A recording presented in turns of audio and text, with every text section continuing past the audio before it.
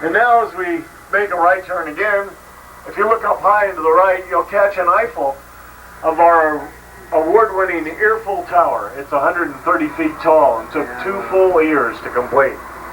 Also on the right is our greens department, where we store plants, trees, and shrubs until they're needed on the set. The topiary that we're passing right now is just a few of the over 160 on Disney property, and they take up to 10 years to develop. Pete and Elliot from Pete's Dragon here are still developing. You can still see the wires that they'll build on as they branch out. And our next department is one of our most glamorous, the costuming department. Inside costuming, you'll see the original costumes worn by Bette Midler in Big Business, Warren Beatty in the current production of Dick Tracy, Julie Andrews in the Jolly Holiday sequence from Mary Poppins 25 years ago, Michael Jackson in Captain EO, and the co-stars of Who Framed Roger Rabbit. Now also looking through these windows, besides those costumes, a little later in the morning you'd see our talented designers and producers here making our costumes for our motion picture, television, and entertainment needs.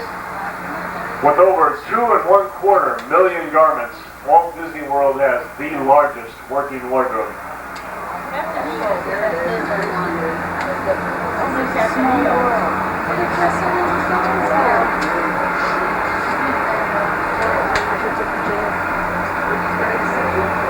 The next departments will be the lighting, props, and camera departments, where we maintain and store equipment for shoots on and off the lot. You can see them loading up out there for some kind of a shoot they're going on today. Frequently, network TV crews use our equipment when they cover space shuttle launches at Kennedy Space Center.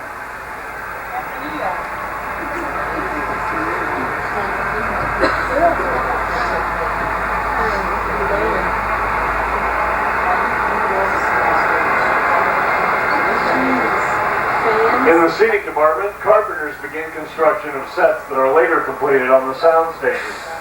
When these guys make a scene, they get paid for it.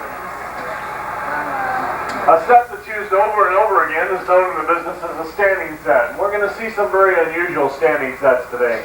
They can be as simple as a bedroom, or as elaborate as an entire house, or even bigger than that. Now, when production crews film on location in cities and towns, they have to put up with problems like crowds, traffic, and noise. So frequently, to get around those problems, they'll prefer to film right here on a studio backlot. And this part of our backlot is known as Residential Street. Now, before you think about maybe moving in here, notice this house coming up on the right. It's just an exterior, as are all the houses here. If you're into real estate, you'll love this street. There's always an open house. And we do have one permanent resident, Herbie the Love Bug. Hi, Herb.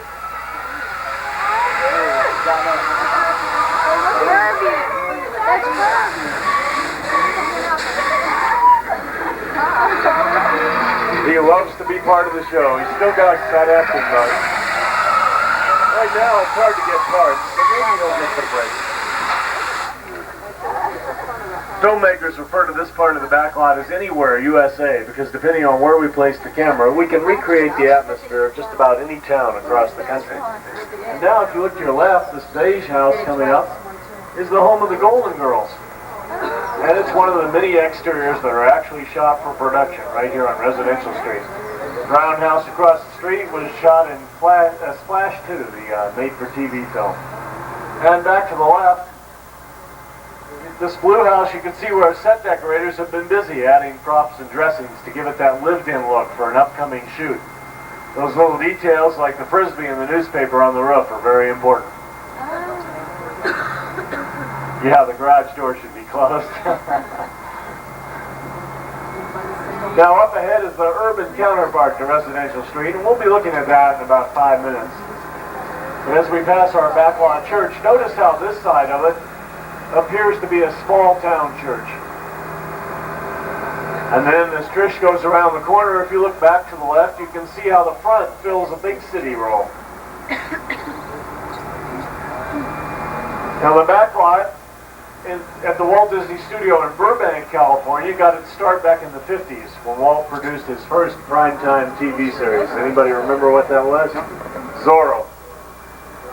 Later, the haciendas of Zorro were joined by Western Street, a residential street, and a town square, much like our lot here has. And just as the backlot at Burbank has changed over the years, our backlot here will change with each new production.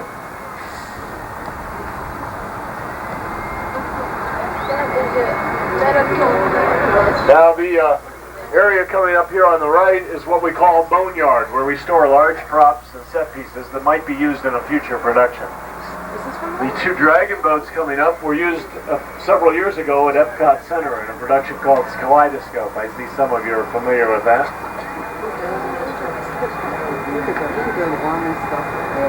And after you pass the dragon boats, you'll be seeing a keel boat over here. It's from the 1976 production Treasures of Montecumbé, which was filmed in part out on Bay Lake near the Contemporary Resort Hotel.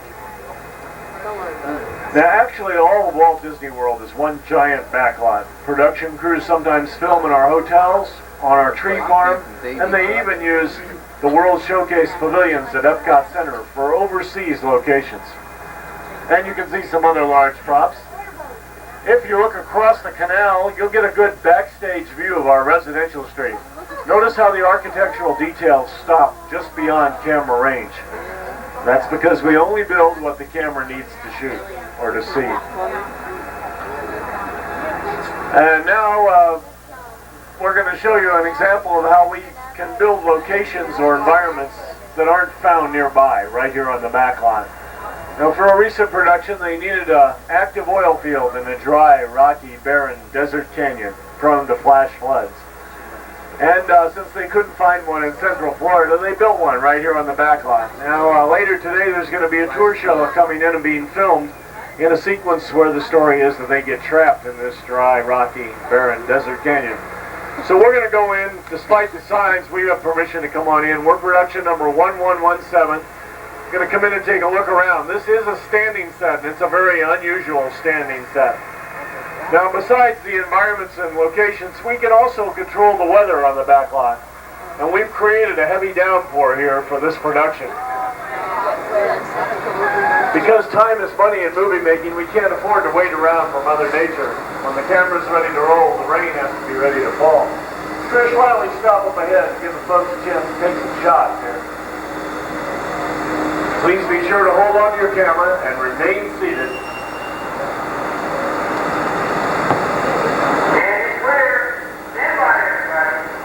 Sounds like they may be doing a shot, maybe some exterior work preliminary to the shoot later on today. Quiet on the set.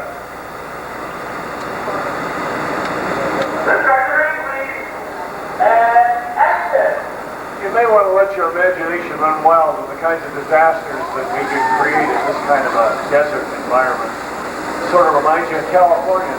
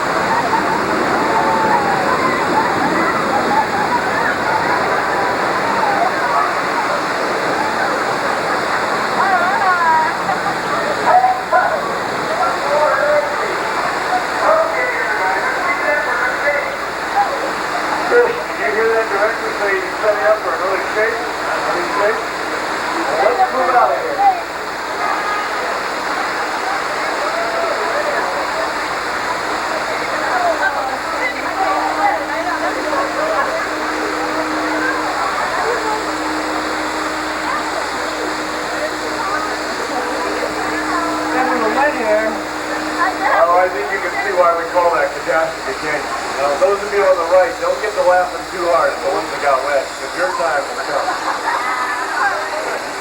While we're moving behind the scenes to take a look at how we created these, let me just mention that at our busiest time, we run shuttles through every 4 minutes, and we recycle that whole show every 3.5.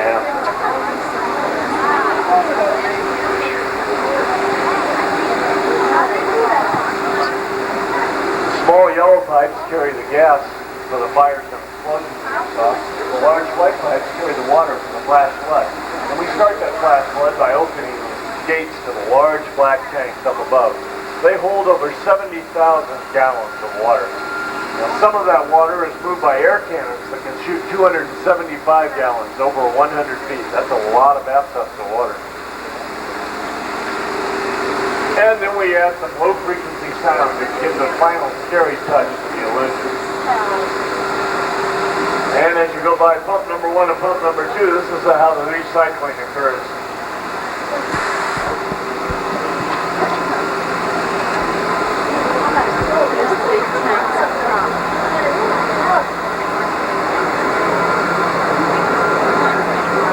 Catastrophe Canyon was created with the help of a Hollywood special effects team. And although it seems like an out-of-control disaster, it's really a safe, computerized sequence of events with a backup computer. It's this being in complete control that makes production crews like to film so much on a backlot environment.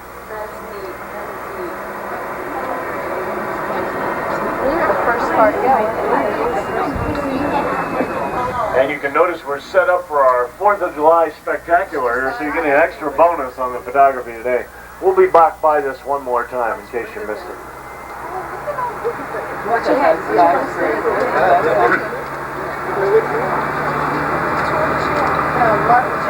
While the brick and stoneware facades along New York Street may appear to be the real thing, they're actually made out of fiberglass and styrofoam. And then painted and aged to make it look like they've been around for years.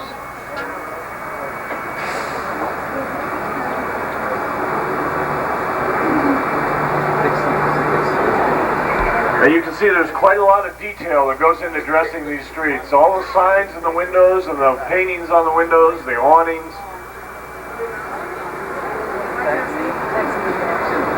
Even old telephones to match the time.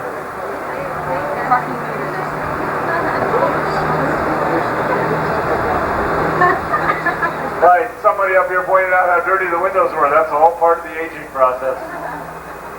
Even down to the stains along the base of the walls here. Now, we're passing right now our version of the exterior of the Plaza Hotel. A version very similar to this was used in the movie Big Business.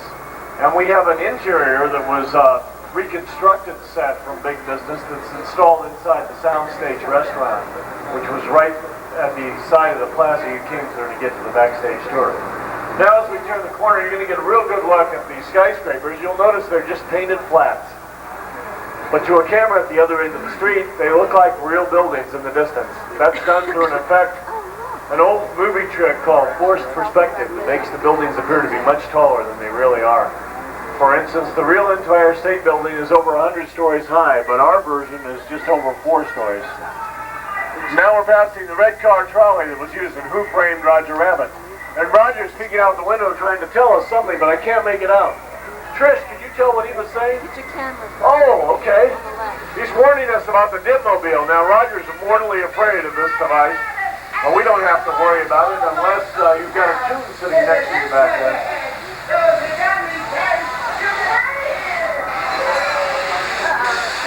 This is where the left side gets the laugh.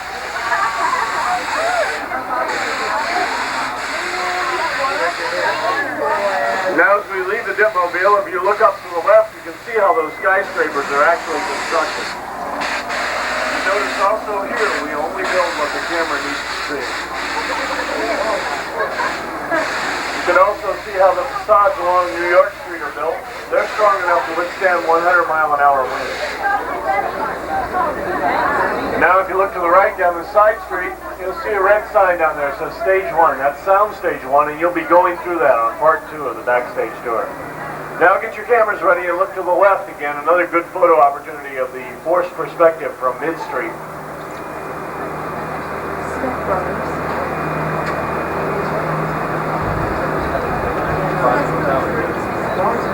Set decorators spent many months trying to find just the right details to bring these streets to life. With the right props, signs, vehicles, and even trash, graffiti, and laundry, we can make these streets look like just about any town at any time. Now as we pass the park one more time, it can pass as the gateway to Washington Park in New York City, or it can be the town square for a small city. And now I'm going to warn you way ahead of time, we're going to pass that arch again, so if you missed it the first time, get your camera ready and we'll get one more look at it. The arch is made of fiberglass and it can be removed if it's not part of a scene that we're shooting. We can also remove the Empire State Building and Chrysler Building if we want to make our skyline look like some city other than New York. Okay, last chance at the arch here. And I want to tell you this is about the end of part 1 of the backstage tour. Part 2 will be a sequence of 4-minute shows, about 15 of them all together. All but the first 2 are indoors and air conditioned. And you'll be going through our special effects area, our sound stages, our post-production, and then a special surprise at the end where you'll be sitting down in a theater. And you can get there by following Roger's footsteps from the end of the ramp here. He'll take you through the backstage plaza and then up to the beginning of the part 2 of the backstage tour. Let's give a hand to Trish.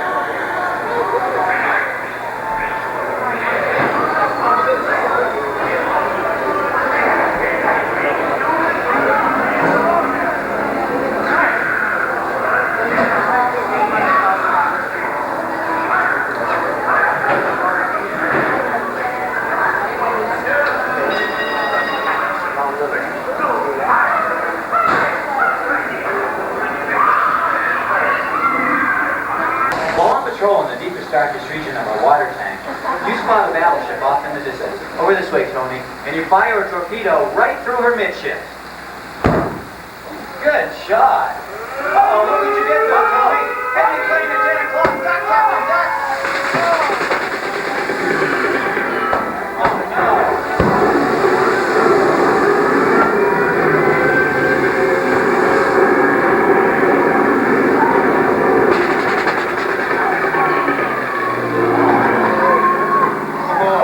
That's over with. Or is it?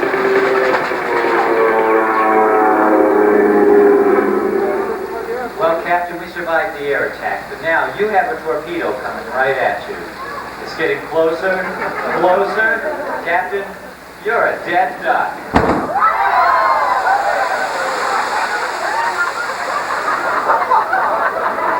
Folks, let's take another look at the monitors and you'll see Tony's performance in a super slow motion instant replay.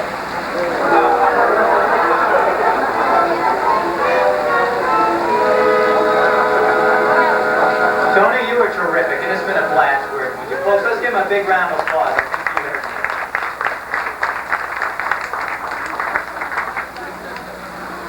Now, folks, if you will, I just need you to continue all the way down to the very end of the tank. We'll be having another group join us.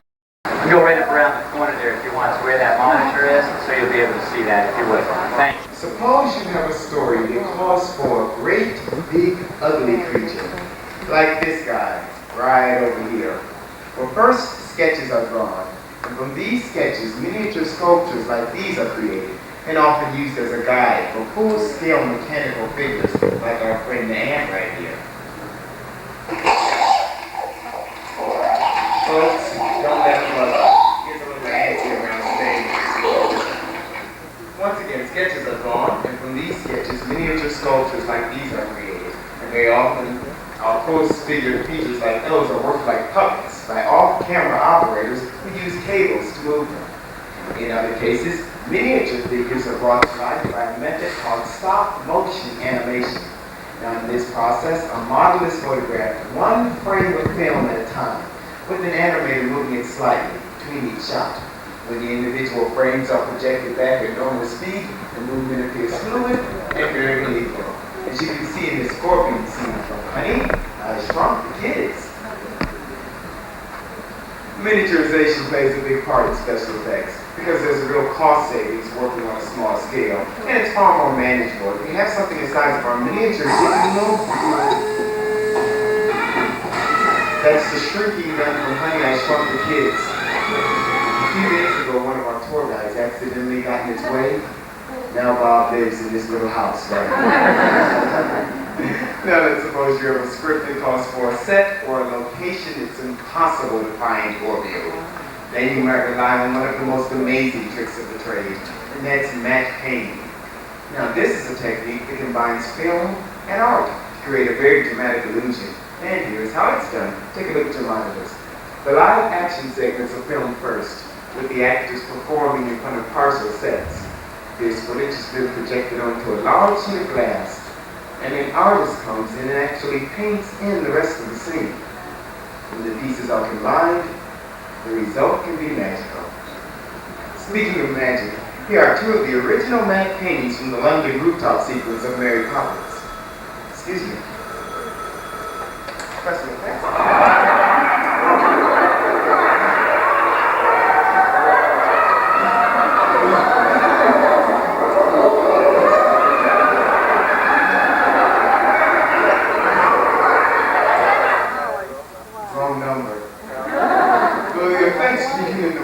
They come to life on the shooting stage, and that's the next stop on your tour. So if you turn now and exit through those gray doors, you'll have an opportunity to see some filming in action. Bye-bye, everyone. Enjoy the rest of your tour. Thanks a lot, Lydia.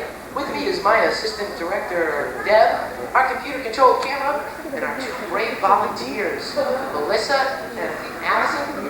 No? Allison? And what's your name? And Kristen. That's it, Kristen and Allison. Everybody, let's say hi to Kristen and Allison.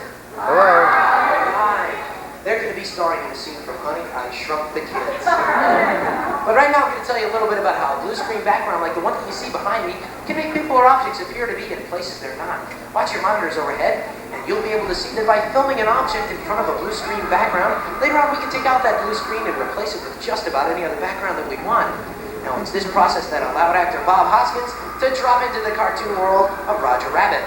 Well, right now we're going to do a little blue screen magic of our own here with Kristen and Allison. Okay, girls, are you all set? Now, when I yell action, I need you to kick your feet, wave your arms, move your bodies back and forth, and give me a scary-looking face, all right? You all set? Can you do this for me? Ready on camera?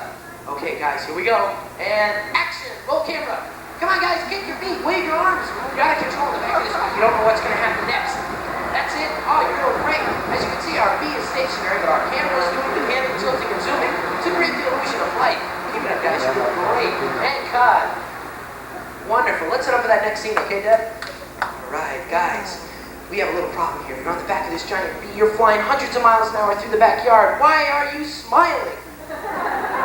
This isn't a funny scene, guys. We need some real horror faces here, all right? Tell you what, Kristen, you're going to reach down and save Allison's life because she's about ready to fall off of this bee, okay? So reach up for her, okay? Reach for each other, guys. Here we go. Ready? And action. Roll camera. Come on, guys. That's it. Oh, my gosh. Kristen, you're saving her life. Oh, don't you feel just wonderful? And cut. What a touching scene. Now, in the original movie, all these elements were combined on film, but today we've done it here in video so that you can see the results right away. Now we're going to play back that scene just as if you were at the movies.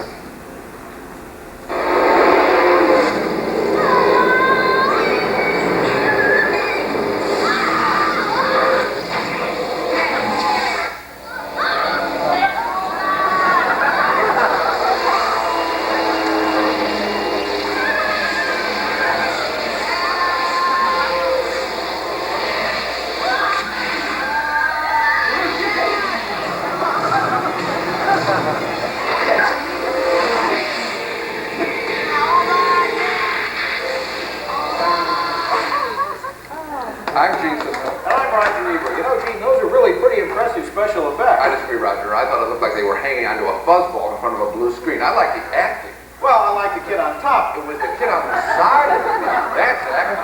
So, a split decision on the feed, but 2 thumbs up for the kid. All right, that's 2 thumbs.